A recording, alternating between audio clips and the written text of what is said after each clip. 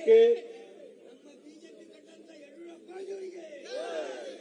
आज के इस रोड शो के बाद इस जनसभा में उपस्थित मंच पर हम सब के वरिष्ठ नेता और लोकप्रिय नेता, आपके दिलों पर राज करने वाले नेता, ऐसे हमारे बीएस येडियुरप्पा जी,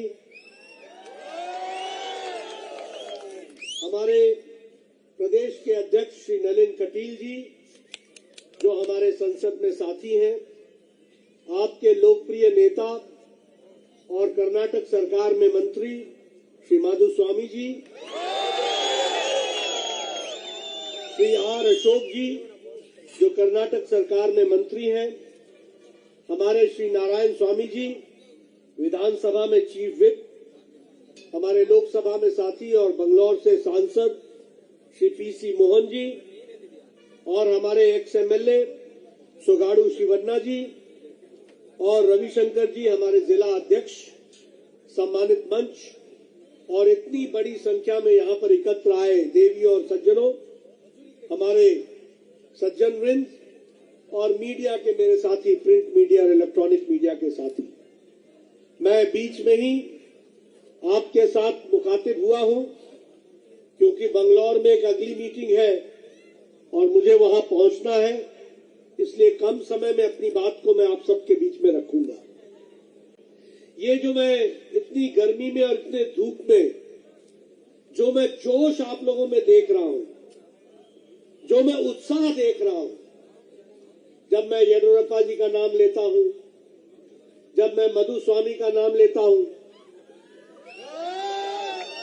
तो आपका उत्साह देख करके मैं समझ जाता हूं कि यहां की जनता ने एक बार फिर से भारतीय जनता पार्टी को आशीर्वाद देने का मन बना लिया।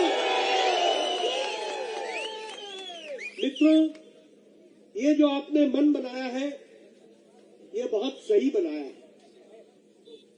ये सही इसलिए नहीं सिर्फ कि मधुस्वामी चुन करके आएंगे और सरकार में जाएंगे, ये इसलिए नहीं कि येडियुरप्पा जी हमारे नेता हैं, ये इसलिए नहीं कि बोम्मई जी हमारे मुख्यमंत्री हैं, ये इसलिए नहीं कि आर अशोक हमारे नेता हैं, ये इसलिए नहीं कि पीसी मोहन हमारे सांसद हैं।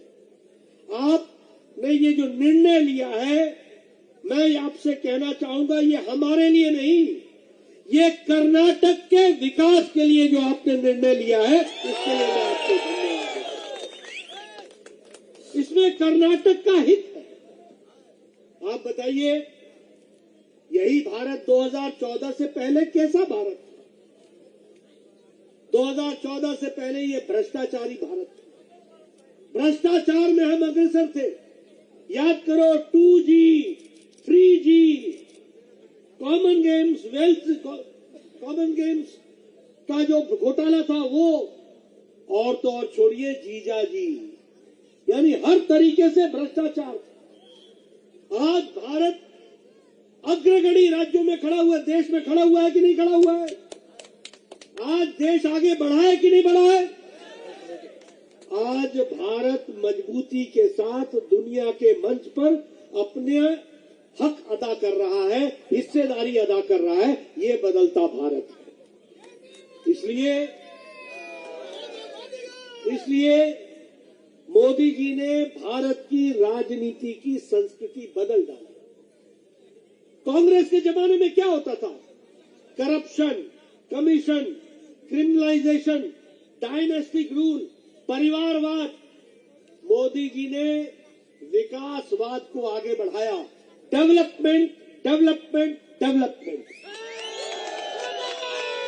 और विकास, सबका साथ, सबका विकास, सबका विश्वास, सबका प्रयास, यानी सबको आगे बढ़ाने का काम, कोई भेदभाव नहीं, सबको आगे बढ़ाने का काम, ये हमारे मोदी जी ने किया। और कांग्रेस पार्टी ने परिवारवाद को बढ़ाया। आज भी राहुल गांधी के पीछे लगे हुए हैं, बने न बने, लेकिन रीपैकेजिंग पे रीपैकेजिंग, पैकेजिंग और रीपैकेजिंग, परिवार को ही बढ़ाने के लिए लगे। यहां येडियुरप्पा जी को देखो, आम परिवार से आए हुए हमारे मुख्यमंत्री बने, हमारे नेता बने। हमारे मधुस्वामी जी को देखो, आम परिवार से आकर के आप नेता बने। हमारे आर अशोक जी को देखो, साधारण घर से आए हुए वो हमारे नेता बने। और भारत के एक साधारण घर से निकला हुआ भारत के यशस्वी प्रधानमंत्री नरेंद्र मोदी बनते हैं, इस बात को भी समझना चाहिए। इसलिए भारत छोटा नहीं है, भारत कमजोर नहीं है। ये परिवारवाद वालों ने भारत को छोटा बना दिया, भारत को कमजोर बनाया। आज भारत का सामर्थ्य उठ करके सामने आ रहा है। और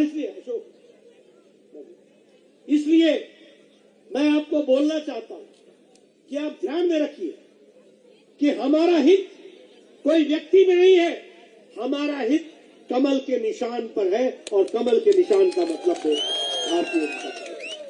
आप बताइए, आपका इंटरनेशनल एयरपोर्ट केम्पेगौड़ा में टर्मिनल 2 5,000 करोड़ रुपए से बेंगलुरु में बन गया कि नहीं बन गया? बन गया कि नहीं बन गया? किसी ने नाथ प्रभु केम्पेगौड़ा को नहीं पूछा था, मोदी जी ने 108 फीट की उनकी मूर्ति लगाई कि नहीं लगाई? आप बताइए, बेंगलुरु से मैसूर को एक्सप्रेस हाईवे बन गया कि नहीं बन गया? अंतर्राष्ट्रीय स्तर का बना है कि नहीं बना है? अब 3 घंटे के बजाय 75 मिनट में, 75 मिनट्स में बैंगलोर मैसूर पहुंच जाओगे। कभी सोचा था कि इंडिया में ऐसा होगा? आप बताइए, शिमोगा में एयरपोर्ट बन गया कि नहीं बन गया? आप बताइए कि बेलगावी में रेलवे का रीडेवलपमेंट हो रहा है कि नहीं हो रहा है? आप बताइए, बेलगावी में डिपो आ गया कि नहीं आ गया? आप बताइए, तुमकुर में HAL की फैक्ट्री आई कि नहीं आई? अब भारत का लड़ाकू हेलीकॉप्टर बनेगा तो तुमकुर में बनेगा, इस बात को हमको समझना है। आप बताइए, तुमकुर में इंडस्ट्रियल कॉरिडोर बन रहा है कि नहीं बन रहा है? इंडस्ट्रियल क्लस्टर बन रहा है कि नहीं बन रहा है? आने वाले 5 साल में तुमकुर की तस्वीर बदल जाएगी और विकास की एक नई कहानी लिखी जाएगी। इसलिए विकास के नए नए आयाम रखे। आप बताइए, मैसूर से चेन्नई को वंदे भारत एक्सप्रेस चल पड़ा कि नहीं चल पड़ा? चला कि नहीं चला? विकास हो रहा है कि नहीं हो रहा है? आप बताइए, हाईवे बन रहा है कि नहीं बन रहा है? 6 लेन हाईवे बन रहा है कि नहीं बन रहा है? 4 लेन हाईवे बन रहा है कि नहीं बन रहा है? आप बताइए कि एक्सप्रेस वे बन रहा है कि नहीं बन रहा है? किसी भी सड़क पर बात करो, यहाँ 500 करोड़ रुपए खर्च होगा, यहाँ 2000 करोड़ रुपए खर्च होगा, यहाँ 4000 करोड़ रुपए खर्च होगा। पहले ये क्यों नहीं खर्च हो रहा था? इसलिए कि कमीशन और कॉरपोरेशन की सरकार थी, कांग्रेस की सरकार। ये सिद्धारमैया की सरकार खा के नहीं निपटे, भ्रष्टाचार पे भ्रष्टाचार। और आज विकास की नई कहानी लिखी जा रही है। और मैं ये भी कहूंगा कि कर्नाटक ने भी अपनी पूरी जिम्मेवारी से काम किया है। आज कर्नाटक फॉरेन डायरेक्ट इन्वेस्टमेंट यानी विदेश का निवेश नंबर 1 पर खड़ा है, तो कर्नाटक में निवेश हो रहा है।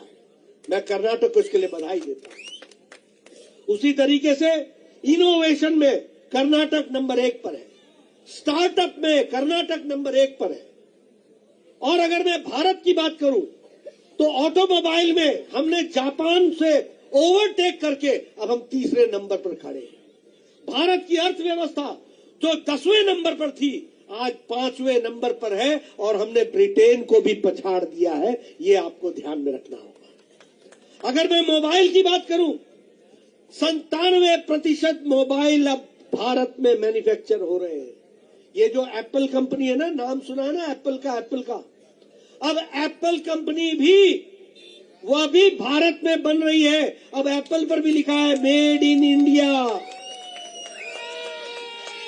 और मैं अगर नाम ठीक ले रहा हूं, फॉक्सकैन या फैक्सकॉन जो कंपनी है उसके साथ बातचीत हुई है, बोमई साहब ने बातचीत की है। अब कर्नाटक में भी एप्पल की कंपनी आएगी और वो भी यहां पर मैन्युफैक्चर करेगी, इस बात को हमको समझना होगा। तो इसलिए विकास के लिए नए नए आयाम बने।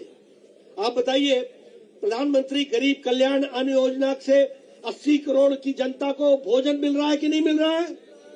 और कर्नाटक में 4 करोड़ भूमि को मिल रहा है कि नहीं मिल रहा है? प्रधानमंत्री आवास योजना में 27 लाख मकान बने कि नहीं बने? प्रधानमंत्री आयुष्मान भारत में 62 लाख परिवारों को जोड़ा कि नहीं जोड़ा? प्रधानमंत्री हमारे उज्ज्वला योजना में लाखों लोगों को लाभ मिल रहा है कि नहीं मिल रहा है? इसलिए गांव, गरीब, वंचित, पीड़ित, शोषित, दलित, इन सबको ताकत देने का काम अगर मोदी जी ने किया है तो यहां धरती पर उतारने का काम येडियुरप्पा जी और बोमई जी ने किया, उसको नीचे तक पहुंचाया है, उसको हमको ध्यान रखना है। मित्रों, मैं कांग्रेस पार्टी के बारे में एक बात बोलना चाहूंगा। देखिए, ये उत्तर प्रदेश में साफ हो गए, ये बिहार में साफ हो गए, ये दिल्ली में साफ हो गए, ये हरियाणा में साफ हो गए, ये पंजाब में की सरकार चली गई, गोवा में ये साफ हो गए, उत्तराखंड में ये साफ हो गए। अभी अभी चुनाव हुआ, नागालैंड में 0, एक भी सीट नहीं आई, मेघालय में सिर्फ 5 सीटें आई, त्रिपुरा में सिर्फ 3 सीटें आई, छुट्टी हो गई, कहीं मिले नहीं। और अब राहुल गांधी भारत में नहीं, इंग्लैंड में जाके बोल रहे हैं कि भारत का प्रजातंत्र खतरे में है। अरे चुनाव में तुमको लोग नकार दें, तुमको चुनाव जीतना ना हो, तुमको लोग नकार दें और तुम बोलो प्रजातंत्र खतरे में है, और वो भी भारत पर नहीं, इंग्लैंड की सरजमी पर जाकर के बोलते हो। हमारे यहां एक कहावत है, नाच ना आवे आंगन टेढ़। जिसको नाचने नहीं आता वो बोलता है आंगन टेढ़ा है, धरती टेढ़ी है, जिसको खड़ा ना होना है, जिसको चुनाव लड़ना ना आए, वो बोलता है कि प्रजातंत्र खतरे में। बताइए, प्रजातंत्र खतरे में है क्या? भारत में प्रजातंत्र खतरे में है क्या? प्रजातंत्र खतरे में है क्या? और राहुल गांधी विदेश में जाके, इंग्लैंड में जाकर के सरजमी पर बोल रहे हैं, और क्या बोलते हैं कि भारत में लोकतंत्र तो खतरे में है ही, लोकतंत्र तो समाप्त हो ही गया है, और तथाकथित अमेरिका और यूरोप के देश जो प्रजातंत्र के रखवाले हैं वह बेखबर है। यानी यूएस को, यूनाइटेड स्टेट्स को और यूरोप के देशों को उकसाने का काम राहुल गांधी कर रहे हैं। आप बताइए, ये सही काम है क्या? ये सही काम है क्या? ये उकसाने का काम, और हमारी संप्रभुता पर वो इस तरीके से आरोप लगाएंगे, हमारी संप्रभुता को खतरे में डालेंगे। ऐसे नेताओं को आगे बढ़ने देना है क्या? ऐसी पार्टी को आगे बढ़ने देना है क्या?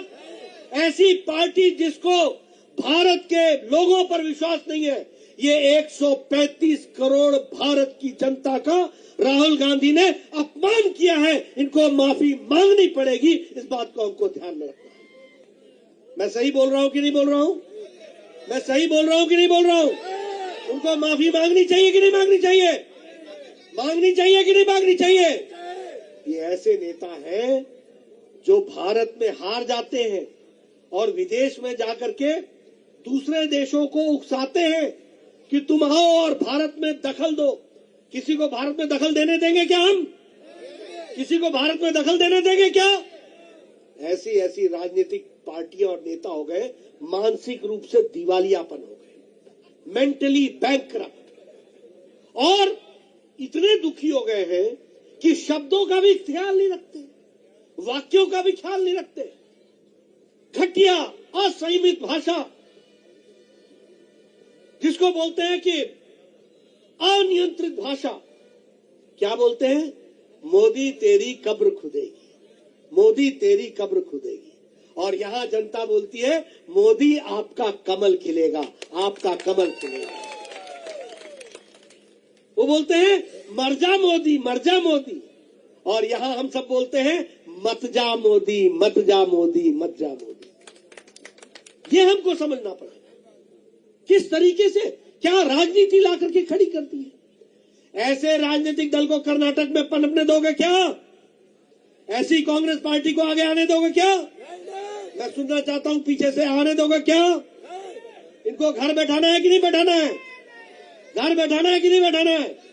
मित्रों, आगे आने वाले चुनाव में आपने कमल खिलाना है, भारतीय जनता पार्टी को आगे लाना है, मधु स्वामी को आगे बढ़ाना है, भारतीय जनता पार्टी को आगे ले जाना है। हमारे भारतीय जनता पार्टी के नेताओं को आपने आशीर्वाद देना है।